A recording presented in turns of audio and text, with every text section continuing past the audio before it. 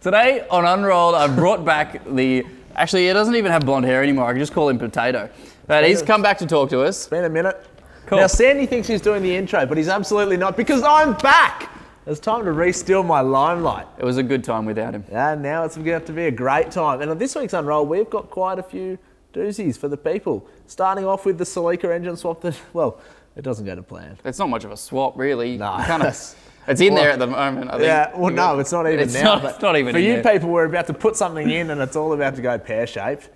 Then we take another look at the FJ. Back to Bellina, or actually, should I say from Bellina. You get to see the final bodywork, exciting stuff. I'm calling it best FJ in the country.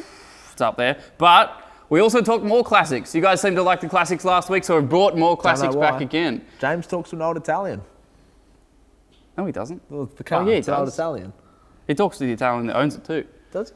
Yeah. Oh, there you go. Unfortunately. Anyway, roll the intro. Let's do it.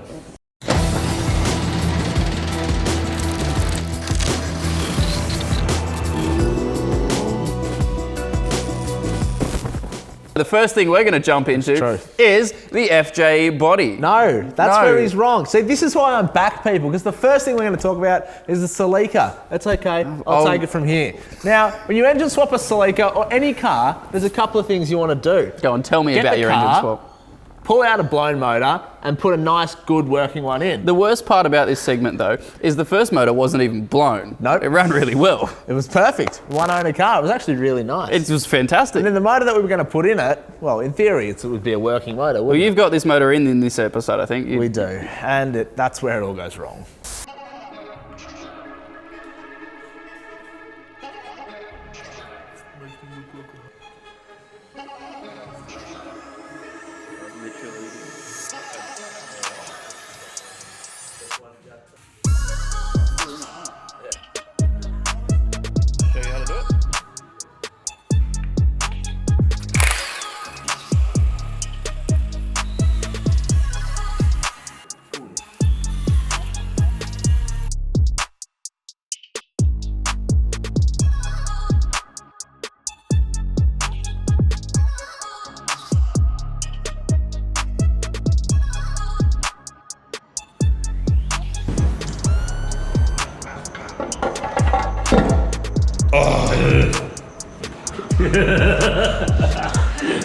My precious. It's just the icing on the cake, these little cheeky boys.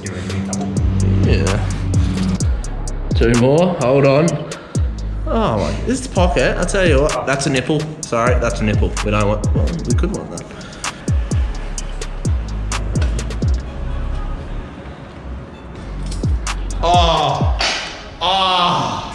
So good. So, we're getting pretty close to getting this Celica running, which is pretty exciting.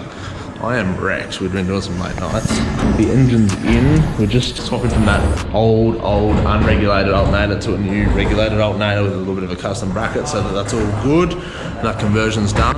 The dizzy's all hooked up, ignition coil's all sweet, starter motor's all wired up. With a bit of luck, we could have this thing running today. Fingers crossed. So there we go. Now, this motor was incredibly hard to turn over when we bought it. I mean, breaker bar level. So I think it had sat for a long old time. We were gentle with it. We put a borescope down, checked all the bores, made sure that there was no damage, which there wasn't, which is fantastic. We run some oil down the cylinders, make sure it's all sweet. We just put some oil in and cranked it over. And it cranks, it's all sweet. The starter motor alternator's all hooked up. The carbs we're about to chuck on. There's just a couple of little breathers under here for that balance tube that I need to block off. The alternator's on. We might have this fired up and running today. Let's have a look at where we're at. We've got a mess of the jumper leads just because the battery is lacking a little. The carbs are on permanently now, all done up, nice nylock nuts. Everything on this side appears to be wired. The engine turns over, the leads are in. We've got the headers on. We had to chop them down there because they are actually for a different car, but an 18RG nonetheless. Now comes the moment of truth. Fingers crossed.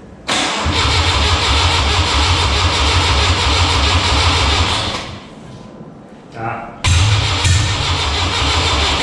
I'm going to crank it if you want to do that. 6. Hit it.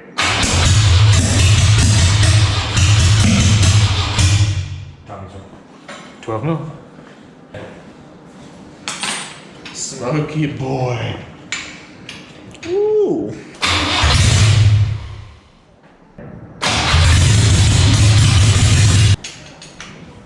If you can't tell, this is the first start.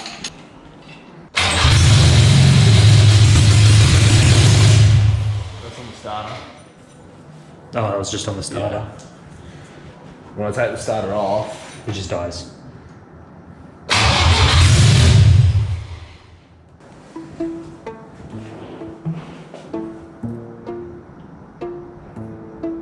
it wants it though. I feel like there's something Sam, yeah. going on. That should just run. Like, that's not still coughing that easily. And the spray we sprayed down No. at 4 starts in.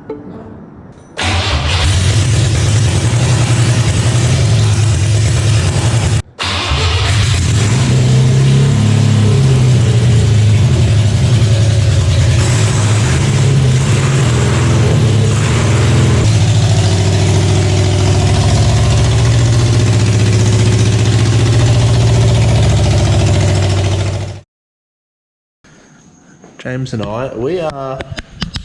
Progress is an understatement. We are kicking goals. We got fuel lines extended, fuel lines run, heater hoses run, putting hose clamps on all the bits and bobs. Tomorrow, there's going to be so much more progress. Well, it's 9 o'clock on a Thursday, and there's no place James and I would rather be. Help. It was running, idling beautifully, might I say, sounding amazing. So before anything else happened, we thought, you know what, let's just pull the sump up again, rip it out of the car, which only took an hour. And now we're here. And, well, we found some things. You should have a little bit of play there. Like that. That's pretty normal. 1's good. 4's good. 3's good. I don't know if you can hear that one, actually. 2, rock solid. And I don't know if you can see it in the camera, but it's a different color to the other 3, which is interesting. Yeah. And I reckon you definitely, or probably definitely can't see it, but I reckon that's bearing material. I reckon the bearing has been smooshed. Yep. So we're going to have a sticky beak. There's plenty of metal in the sump and in the pickup, which is pretty telltale. But the good news is, we made the right decision, I think. We didn't try to continue running it. No. We pulled it out to try and alleviate the need to do a full rebuild. It only took an hour to come out. Won't take too long to put back in, but we need to check out what's going on. It's definitely spun the bearing. It is absolutely destroyed, as you can see. This wouldn't have been from the short period we had it running either. That would equate to less than a minute. This would have been pre-existing to a certain extent, and it's done some damage to the big end cap here. Help. There you go, folks. That's how Sam became financially ruined in 2021. Nothing was wrong with that motor. All you needed was a bigger... Sam Young. Yeah, size matters. What is it even the size? It's the same It's size the same motor. size. It's just like a more hot version of that motor. We've put it late You know what at looks night hot? in Melbourne off Gumtree, and that's all you need to know. Now, if you missed it, the 2 guys in this workshop actually went down to Melbourne and picked up this motor from said out bush. So that actually wasn't in an Unrolled episode, but if you're keen to see how we ended up with a motor... Check out the vlog where we drove for many hours over a weekend to buy cars and motors that were really disappointing. That sounds like a thrilling vlog. Join the club. You've got a car without a motor in it. Ruined Japanese cars with motors that don't work. We're going to start a very exclusive club. Yeah, here, we've I think already. it's gonna be It's good. not even exclusive. Buy yourself a car, pull it apart, don't put it back together. It's our motto. It's the Sparesbox way. Speaking of complete disasters, something that hasn't turned out to be a complete disaster is the FJ. Which Nah, that looks really good. I'm going out on a limb and saying it. I reckon Don't it's going say to it, be don't say it. the best 40 series in the country. I've said I'm There's sure going to be the- people going, no, my rusty 47 series is heaps better than that one. But you're wrong, okay? Because this thing is absolutely immaculate. So far from what we've seen, this I agree with you. This probably is one of the best 40 series out there. Yeah. The bodywork, they did an amazing job on this one. So The guys at Bellina, like, we said it last week. We saw them in Unrolled last week. You met the guys that were behind it. Now we get to see the finished product. let's just show them. Jump to it. Take a look. See us picking it up. Or don't. We need to see it. I don't get... Well, it's a grey, wet, miserable Thursday, but the fantastic news is the SS is hooked up to the car trailer.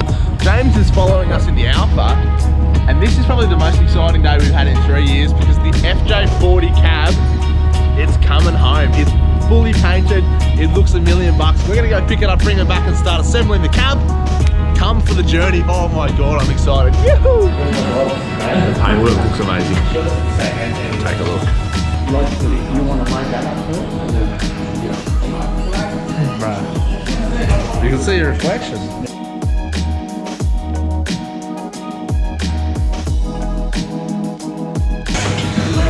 Going to bed, James. Hey, look. I haven't been this excited since the Jonas Brothers came to town.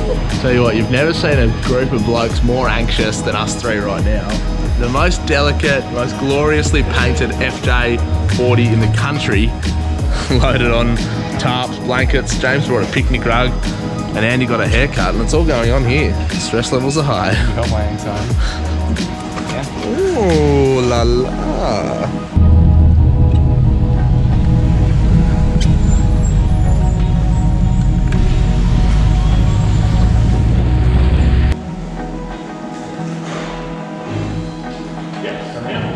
This is a door. Good say there's a bit of. In fact, there's a bit of water on, even.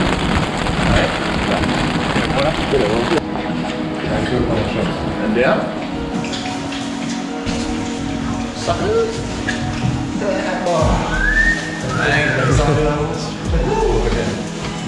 Well, this is a very exciting moment. Behind me is a 3-year painstaking labour of love project that has finally entered its final straight. It's the one with that humongous V8 in the front of it and that beautiful MITS alloy tray and canopy. It's back. I'm talking about a paintwork and bodywork job that costs more than a brand new BMW 1 Series and has taken a period of time greater than what some people would do a uni degree in. So, what are we looking at? Well, this is the freshly painted, ready to be assembled Fj45 that we've been working on for the past 3 years. And over the next few weeks, this lucky man behind me, James, who's already getting stuck in, is going to painstakingly hand assemble this entire jigsaw puzzle. This is without a doubt one of the best looking, most beautifully restored 40 series in Australia, and we can't wait to see it come together and show you guys the finished result. Let's get out of the way and let James do his thing. I just want to Do we just jump into the news? Yeah, we can just talk about the news. It's pretty exciting news, actually. Well, in good news, this week, Yep. next week we are going to beat the blue. They're back. We've Beat got it a till it's blue. COVID-friendly event now. That's right. All sorts of things going on. Yep. Sparesbox are sponsoring We it, so are. we will have a couple cars and drivers there doing the thing. Doing the boogaloo. Yeah, racing the cops. Got the highway patrol out. It's going to be pretty cool. And the best part of the whole event, I think, is it raises money for Police Legacy Foundation, course. which is for the families of course. police that have passed away in the line of duty and that kind of thing. Plus, our boss Leon is taking the Golf R out. And I'm hoping he's taking the Golf R out. Right now I can see it on a hoist Yeah. with half a water pump hanging Don't out. look but- over there. It's really grim scene. Yeah, don't do it. But it's going to be pretty exciting because we get to line up against the cops on the skid pan.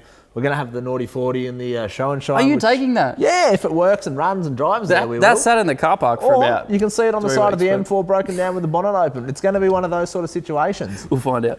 That's enough of Beat the Blue. Have you heard about the new 7 Series? No. No? Tell me Do more. you want to know about the I'd 7 Series? love to hear more I'm going to tell you a about bit it. about this 7 Series, right? This one has a fold-down tailgate. You're joking. Not even. Must not be even. nice. It has a boot. Doesn't quite look like a boot. Well, It's if almost you're in a the boot. States, you'd probably call it a trunk. Trunk, yeah. Trailer. No, it's not a trailer It's at not a all. trailer. But you can fit your motorbike in the back of this BMW. Check it out. You wasted this is- their time for that. Mate, you've This been, is weird. You've been twirling your moustache too tightly. It's affecting your cognitive They're function. trying to break into a new market, I think. Market for flat cap wearing, monster drinking yahoos. That's the 14th time you've used that joke today. And I'll tell you No. what, it wasn't funny the first 13. Hey, so you were laughing. That's true, but it doesn't take much. But Let's quickly talk about four-wheel driving because because I you love haven't it. had enough four-wheel You know, driving. over I've the been away past for month, 3 yeah. weeks living out of a four-wheel drive. I come back, all I want to do is work on my four-wheel drive, and now I want to show you guys more four-wheel driving. We're going to talk about I'm going to let Fink. you take the ball on this We're because talking I about want to Fink. know. Now tell us about Fink.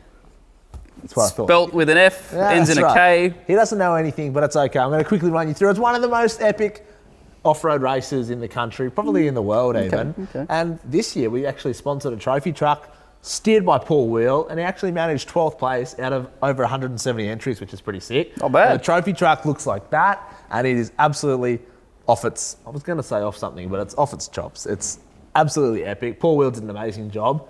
Fast forward 1 week. The pics of it flying were pretty hot. Yeah, it's pretty good. sick. Yeah. Now, fast forward 1 week. You know that video I showed you before of that silly Billy rolling the stadium Oh, this race YouTube truck? clip. Yeah. This So is that's fun. gone. It's bounced around the internet a few times. And I only just connected the dots that Paul Wheel, the guy that managed 12th in our Sparesbox trophy truck, Don't tell me. It's that's him steering that. Well, that's him rolling in it, really. there's definitely no steering I was going going to on. say in roll that. the clip, but that'd just be mean, wouldn't it? Take a look. You can see Davies there now closing up the back of Morris to make it 1, 2, 3, and that's really close. Oh no, Will! Really? And it was the landing that caused it. You know what? They're tough trucks. I don't know if that's going to take off again. Spectacular roll. There's damage to the right rear. In fact, I think that's cut the tyre down.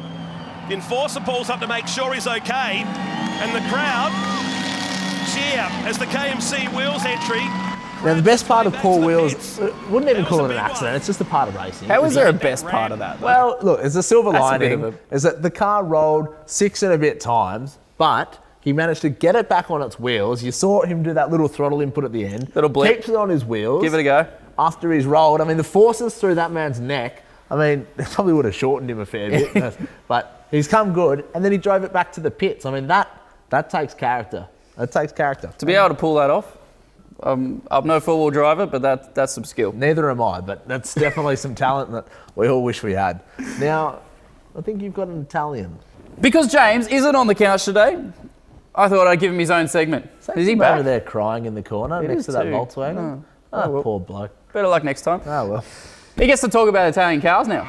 It's in his Yeah, element. one of his Italian friends bought an Italian car with some spaghetti, and they're going to talk about Italian cars. Oh, jeez. Help.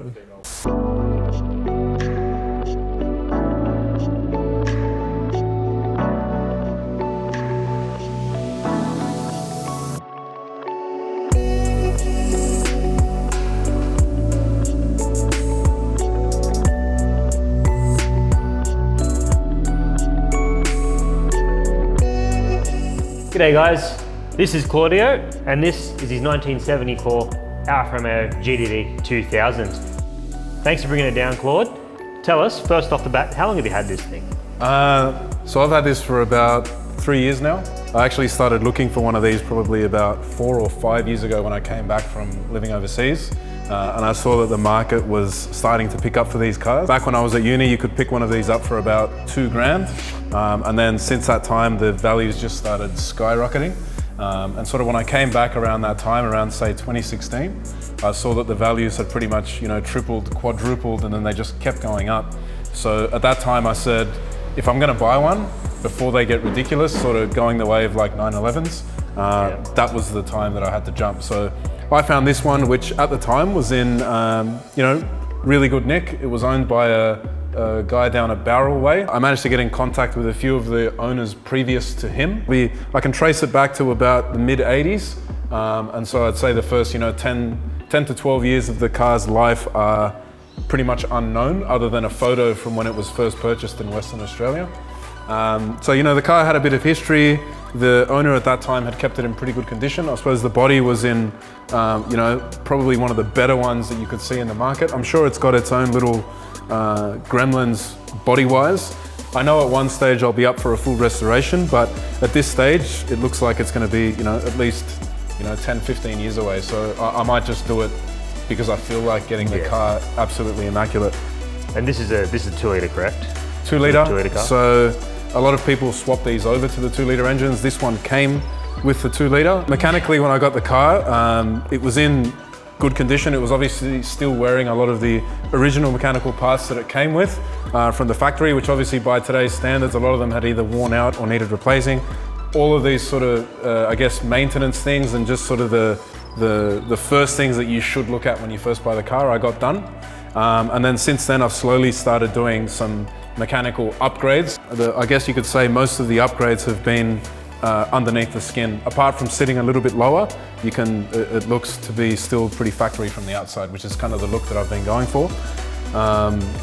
I suppose long term for the car, my plan is to build an engine, so I'd like to have something producing maybe double the power, but still keeping the original Alfa 2-litre engine. Yep. I think this is one of the best transmissions ever made, and then coupled with this engine, I don't think you can get a better combination. So an engine swap is definitely out of the picture. It drives beautifully as it currently sits, but obviously more power is always better. Yeah, absolutely. Do you mind if we have a sticky beak under the bonnet? Sure.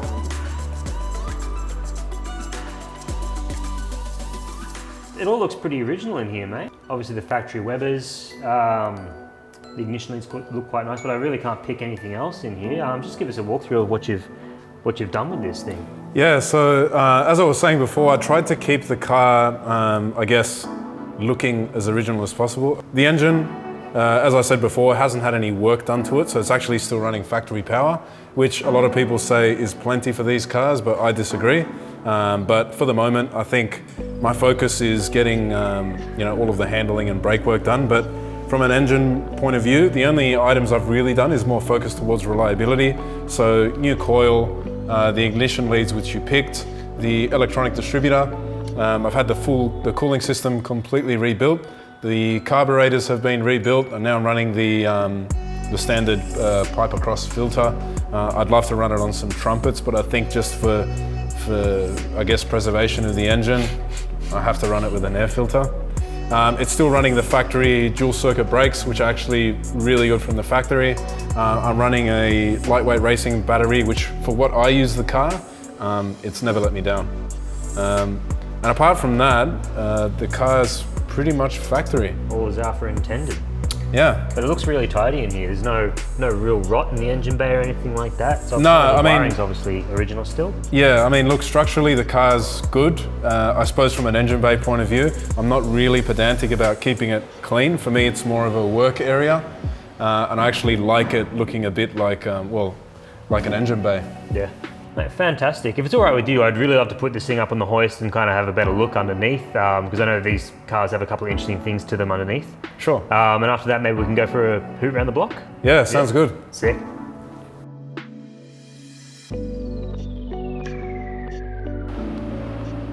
All right, Claude.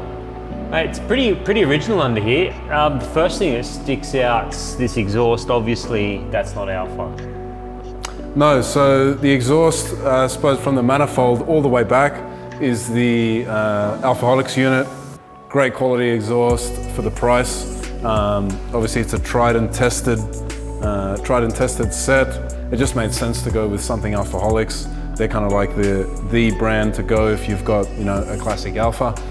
I suppose other bits and pieces from Alfaholics, most of the suspension's been done. I guess it's not in its final iteration, but it's sort of a mixture at the moment between Alfaholics bits and pieces and classic Alfa. So you've got your Coney Sport, just the reds through there, which are a good sort of shock for the street. Also combined with the iBark springs, a 25mm roll bar, some GTA drop links and adjustable control arms. So I'd say at the moment the suspension's sitting probably at about halfway as to where I want it. When I first got the car, my intention was to do it as a bit of a, I guess more of a coffee cruiser, but since then I've found that my driving style has become a lot more aggressive as kind of time has gone on. So the current setup, although it's very good for probably about 90% of people, I'm probably starting to edge towards that sort of 10% that need, a little bit more of an aggressive setup. And you always find something you want to do, something you want to improve.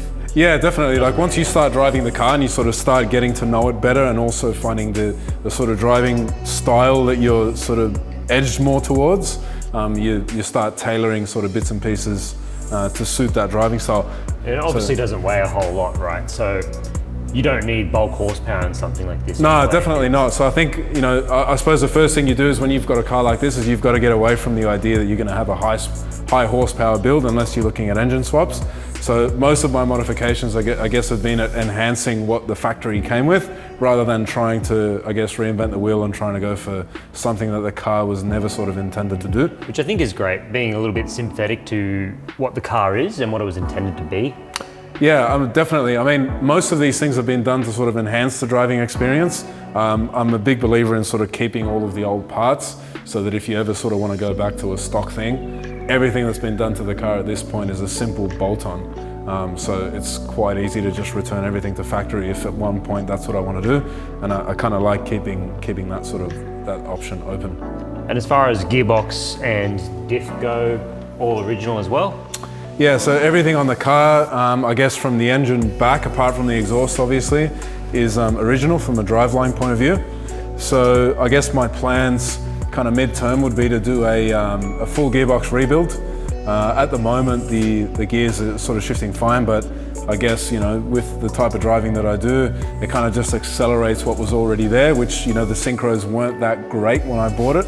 So, you know, in the 3 years that I've had it, I've been sort of careful, and you kind of learn the rhythm of the car and learn how to shift it without, you know, crunching it, but it's going to get to a point where it's going to be inevitable. So I suppose for me in the next, you know, 6 to 12 months, the next thing is going to be the gearbox, and then just looking at the history of the car, I guess at some point it's been raced, judging by how high or how tall the diff is in the rear of the car. Do you know what ratio you've got? I don't know exactly, but look, at about 110 Ks, I'm doing about 4,000 RPM. So okay. yeah, so it's quite high for the street. So I'd like to have something that's a little bit more suited to cruising. I'm sure someone who races one of these would be happy to take that off your hands. Yeah, I've had plenty of offers for it, but I think once I get to that point, that's sort of the next stage. Can we get it off and go for a drive? Yeah, let's do it. Sick.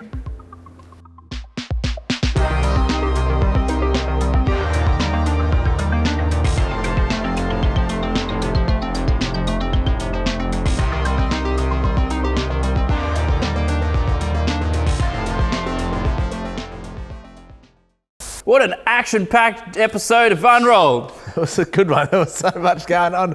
I really don't know what's going on anymore. There was 3 things going on. Yeah, there was 3 really good things. Well, but it's 4 if you count the not the news. okay, yeah, and I'll give you that. Next week we've got 3 more exciting things for you. Maybe 4. We look at the aerodynamics of a Prado. We make it faster. We find out what went wrong with the Celica engine. Of course, something went wrong with that. Absolutely. But there's also more information on the FJ. That was a really word. You want it, but you can't, but you want. But you know what doesn't have anything wrong with it? More FJ information. You get to see it all come back together. That's right. It's not just information. You're going to see it get assembled. It's visuals as well. It's visuals. It's like an encyclopedia of goodness.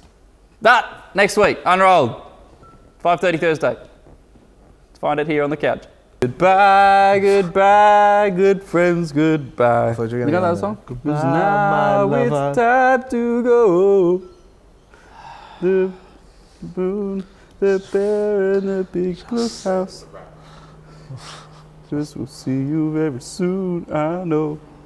Very soon, I know. Bye, everybody.